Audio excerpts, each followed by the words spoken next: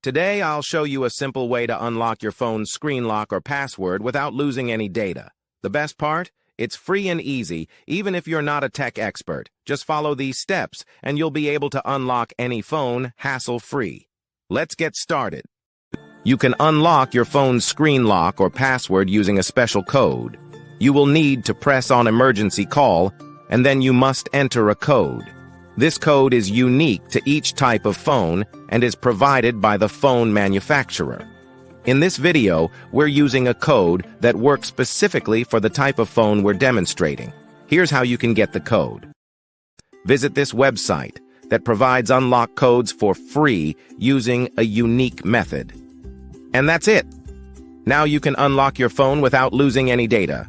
See you in the next video. Bye.